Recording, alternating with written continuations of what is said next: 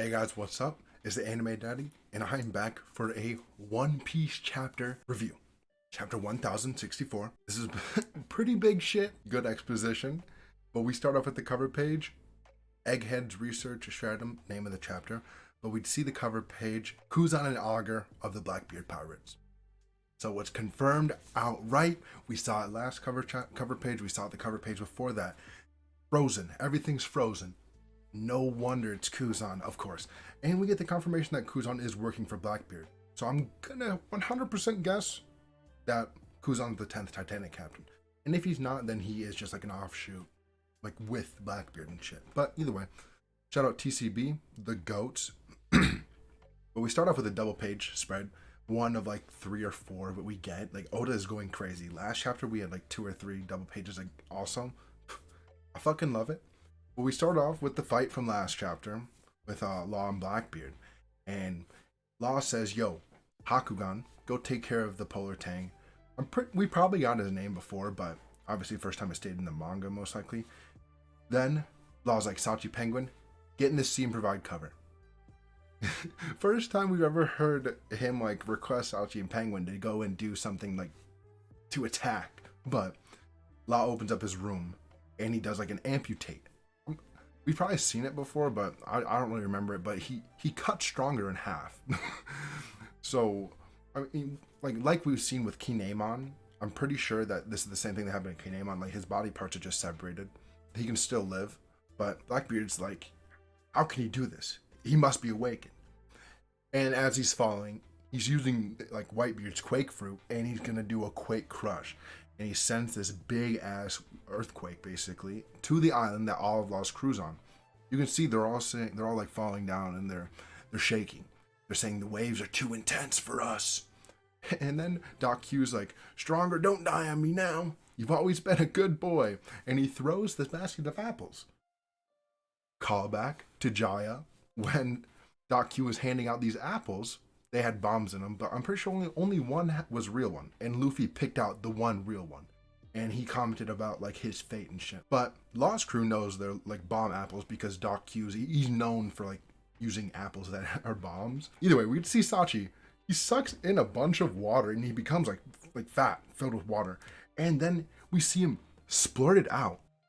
Boom! He spurts this, like I'm guessing high pressure water beam out of his mouth at these apples and blows them all up. Because we get the panel of Doc Q after he's like, huh? Like those were his apples. But does Sachi have a... No. Why am I even asking if he has a devil fruit? He's literally swimming. But he says, like, don't underestimate us. We grew up in the harsh, cold seas of the North Blue. Obvious callback to like where they're from. And he does have like a killer whale hat, so maybe that shows that he is powerful in the water. But they basically say that you have no chance against us in a sea battle. Like, we're gonna sink your ship. That's all we gotta do. And then we see Beppo, who's using his hearing, mink hearing. I'm guessing he has amazing hearing. He's an animal. He says, "John Bart, there's a sniper at 3 o'clock. John Bart yells, "Protect the captain!" And he jumps in front of the shot, and he takes a shot. So John Bart is literally, he's the tank. He's the shield for the crew. Beppo, he's the navigator, I'm pretty sure. So obviously he's gonna scout, and Sachi and Penguin are the DPS. Shout out to Tekking's video. I think he made his last video. He was talking about how John Bart was the tank, Sachi and Penguin were the DPS, and Beppo's support. So is Law. If we're playing Overwatch, this is a vibe. But we just see Law. He goes into his K room, or he uses his K room and extends his sword. And he uses Shock Ville. I'm pretty sure it's called Ville because it's German. Shout out to Tekken again. Of course, he knows everything. But Blackbeard's like, what is this? Because he gets stabbed by something, but it doesn't hurt. And then he gets hit with the shock, and all the pain comes out, and it hits him. And obviously, it's been stated before, he feels even more pain than a normal person. So this shit hurts. Like, he is in a lot of pain. But Van Augur says, this is what happens when you go in half-cocked. Like, we didn't do enough research on our enemies. Like, they just got out of fighting these emperors. Like, they, of course, got more powerful. But then he says warp. And I'm not sure if it's like, maybe he needs to say warp to warp himself, and only he needs to touch people to warp them, but I don't know. He says it.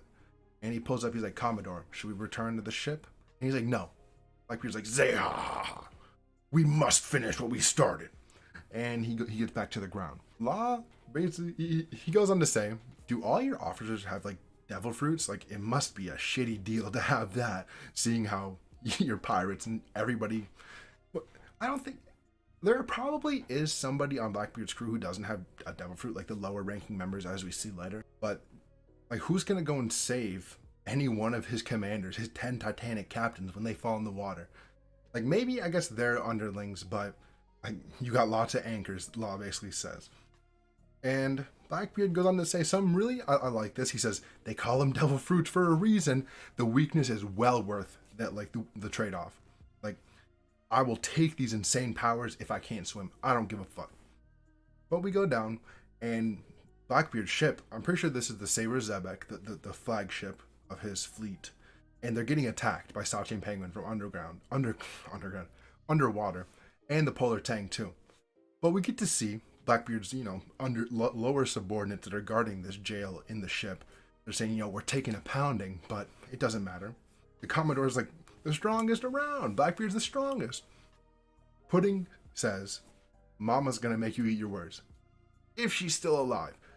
So she has faith in Big Mom, but it's been stated that they're dead. Like, in the papers, I'm pretty sure. And in the papers, it was stated Law killed her. Because they go on to say, you realize we're fighting her killer right now. Like, new eras only happen when the old legends are torn down. And I love that quote right there. Like, that's literally what this new world saga is all about. Tearing down the old legends and building up our own new ones. But then we get the title card, Big Mom Pirate Charlotte Pudding. So, as we saw on the cover page, she got taken by Aokiji and Augur. Like, in the past, right after, like, Wano and shit. I'm guessing that's when they got her, and then they probably warped over here to get whoever was gonna, like, pop out of Wano first, be it Luffy or them. But then we get to see this cool-ass fucking panel, probably my favorite panel in this chapter, of Law with his long-ass K-room, fighting against Blackbeard with Guruguru no Mi powers. And we get to see black lightning coming off of this. So I'm pretty sure it's confirmed, maybe, that Blackbeard and Law have conquerors. I'm not sure if Law's been confirmed a conquerors user. I'm pretty sure Kid has, but not Law. But next scene, Law's like, huh? As Blackbeard's pulling out his darkness powers and says Black Vortex. I'm gonna guess that the rest of this fight is gonna be off-screen. Obviously, for story purposes, it probably should be, because we don't want to see everything Blackbeard can do, because we got to save that for like the final arc with Luffy versus him. But is Law going to be able to fight against Blackbeard and win, or draw or run away? Because his crew is being shown to be a lot more powerful than we thought. Everybody online, everybody everywhere else was saying, yeah, they're going to get shit on. No, their crew is holding up pretty well for themselves right now. And like, to reference again, Teking's video, he was talking literally about Sachi and Penguin and Law's crew and how they would fight against Blackbeard. And like, this is literally what the chapter's about. We get to see them being fleshed out more as characters and get more, I guess, development and stuff. But we cut away from the fight and we go to Marineford. Sakazuki's getting a call and it says Blackbeard and Trafalgar Law have met on the Winter Island. So the island that they are on is Winter Island. Wonder if that has anything to do with how cold it is around Egghead, but either way, they said they're in the New World, obviously. And Sakazuki's like, we're forced to wait again. Being a fleet admiral fucking sucks. Because he can't do what he wants. And he has to wait for orders from the upper, like the higher ups, the Gorosei and maybe even Im. But he doesn't know about Im. But he has to wait for people to tell him to engage and fight. Because if he does go and send people here, then he's gonna get in trouble with the Gorosei and maybe killed, because they do type of shit like that. But we cut away again from here and go to Egghead. We're cutting a lot in this chapter. We're going lots of different places. Normal One Piece shit.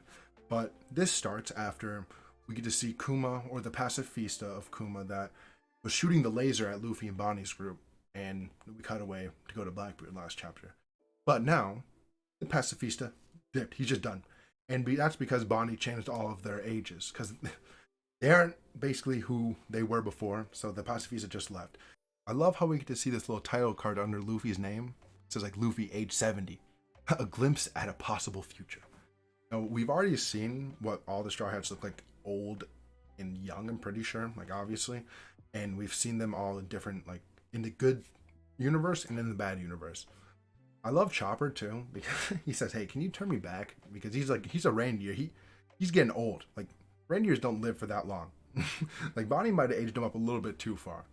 And I love Jinbei because we've already seen his younger version because Oda's drawn it for SBS, I'm pretty sure, and it looks exactly like him. But I love how they're just like, "Yo, Bonnie, he may no longer be human, but that doesn't make it any easier for his daughter to come face to face with a doppelganger." Jinbei's like, "I feel you, bro. I feel you. Of course, that's your dad." But Jinbei goes on to say, like, it's nothing personal, but I heard he was the tyrant. He was a bad person. He got deposed by the people. And Jinbei goes on to basically give this exposition dump about Kuma. Or this is basically what we know about him already, and then Bonnie gives us what we didn't know. So he says, he was eventually caught by the Navy because he was like a tyrant and he got kicked out of his kingdom. Then his revolutionary army ties came to light, and then they gave him a life sentence. Then they say Vegapunk took like interest in his physical prowess, and they assigned him as a warlord. Jinbei then ends the statement by saying, on the condition that he becomes a specimen for body modification and cloning. Because he was a warlord, he knew all about this. I'm pretty sure he knew all about this, but he wasn't like, friends with Kuma, I'm guessing. We see Bonnie pick up this weird stick. Looks like something that shouldn't be in a child's manga, but she gets to saying, like, I get why he chose to be a warlord and like help them make their clones. But why would anybody knowingly become a cyborg, like a mindless cyborg? Like, who wants to give away their humanity? And she says, like, can't anyone just see it's a death sentence? And like, as Bonnie, she's turning this like weird little stick on.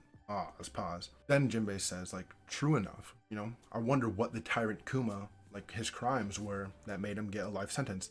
And then Bonnie gets pissed off. She takes this fucking thing and swings it down, and a big ass energy beam comes down and like almost cuts like Jinbei and Luffy and Chopper, but they jump out of the way. And she gets like pissed off. She's like, my daddy's not a stinking tyrant. She goes to state that he hated the government and never wanted to submit to them. He must have been forced to do this shit. And Luffy's like, yo, a beam saber. It's a lightsaber, bro. And he's like, that's so awesome. And then Bonnie says, this must be just a scrapyard for Vegapunk's like junk, but this shit still works. Like, of course, Vegapunk has just a scrapyard full of shit that he doesn't want, but it all still works, and it all is still like 1,000 years ahead of everybody else. Bonnie, she ages everybody back up at this point. She's a dad always, you should say he was part of a special race. Wow. Okay, we'll go on about that later, but it's like, what about him being different justifies him being like a lab rat? And I'm sure as hell it doesn't justify them killing him. But she says Vegapunk basically killed him because he doesn't have his consciousness, his own individuality anymore. And then Luffy's like, yeah, you said it. A special race, Chopper said. But my crackpot theory for what Kuma is a Lunarian. Obviously, we got introduced to them last arc a bunch, not really a bunch, but we are introduced to him, and then now we're getting introduced to more clones of seraphims. Don't you think that if the world government, they had King, who they had King before Kuma, I'm pretty sure, but they had King, they were testing on him and they were doing this shit.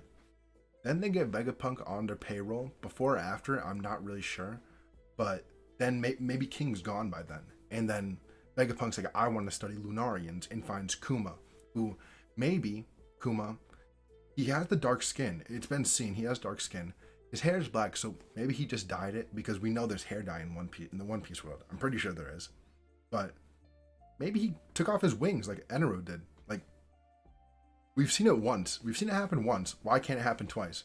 Maybe he wanted to like banish himself away from I keep saying Seraphim.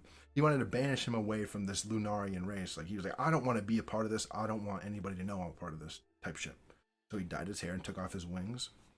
Maybe? But either way, we cut away from this and we go to the Sunny, where they're getting jetted up in the air. Like, they're flying. Vegapunk's fucking cyborg can fly. Okay. And like, she's basically talking about, anti-gravity bullshit, aircon, all this shit. And the Straw Hats, they're like, wow, it's so futuristic and all this stuff. Another double page spread where we get to see more of what Egghead looks like. And we get to see that Egghead is separated in two spots: the upper area above the clouds and the area underneath the clouds. The area above the clouds is for research and development, where like the I guess Vegapunk probably that's where he works himself and like all the other Vegapunks. And then down below is where all the researchers and all this other shit happens, and that's where the manufacturing happens. But we can see that Zoro and Brook are staying behind. They say that they don't really trust that woman. They don't trust her. So they're going to stay behind. Then we get to see Frankie, Sanji, Nami, Usopp, and Robin. Now this is a group who I feel like they aren't together all that much, like just them. But I like to see more different groupings of the Straw Hats together. Like, you know, Jinbei, Luffy, Chopper. Like, we've never seen that group together, I'm pretty sure, and it's awesome. We get to see that they are wahi on this stuff that feels like the island clouds in Sky Island. And we get another callback to part 1 of One Piece, or early One Piece of Skypiea, where she says, we can control all of this island's climate. So they can use this pyrobrine that was in Skypiea in the sea stone that would like evaporate or some shit off the sea floor and then go up into the air and evaporate and go to the clouds and make the clouds sort of solid enough for you to build shit on, called island clouds. But she basically says, yeah, I've recreated island clouds. It's easy. But Frankie's like, yo, the entrance to the lab is so flashy. They're about to go into the lab, but they got to put on new clothes, she says. And they get the fits, and we get a Straw Hat fit check. Last scene of the chapter, we get to see the boys and the girls, you know, in these new fits. I like Sanji's. He still has shorts on. Like, Sanji always wears shorts for some reason. And he's like, this just screams aloha. Frankie is fitted up, new hairstyle, fully cyborged out this time. Usopp, he looks pretty cool, I'll be honest. And Robin, she looking bad as hell. But we see Usopp's like, Robin, you looking tough. Well, Frankie also says, he's like, what about me? How do I look? And Sanji's like, you look freaky like always. And then Frankie says, you're gonna make me blush. Frankie loves when people call him like weird looking and stuff, but either way, we go to the last scene of the chapter, and this is the logic path. I'm gonna call them paths basically, because they're the 6 paths of pain, I feel like.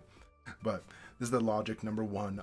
Shaka, she's talking about the problem with being a genius is that you can see your own future coming too. And this person in the mic says, are you talking about Vegapunk? And Shaka then goes on to say, I think I'll be dead soon. Then the dude says, don't kid about something like that. And she just ends this out by saying, I just wanted to let you know this, Dragon. So it's confirmed now Shaka has something to do with Dragon and the Revolutionary Army. This might be the reason why Kuma and shit has been working with us, because these Vegapunks, they don't work with each other and shit. But this is super interesting. Oh my gosh. And like, they know that she's going to be dead soon. If this is a girl, but they're going to be dead soon. Like, the CP0 is coming after them. The world government wants to silence them. That's the end of the chapter. We have a break next week. Go on and look at these color pages. Awesome, beautiful, beautiful. Like usual. I love them. We got a lot this time. But thank you for watching. Let's go up to this Aokiji one. I love Aokiji. But thank you for watching. Let me know how you thought about the chapter. What is the connection between Shaka or Vegapunk and Dragon in the Revolutionary Army? But thank you for watching. Like, subscribe, and peace.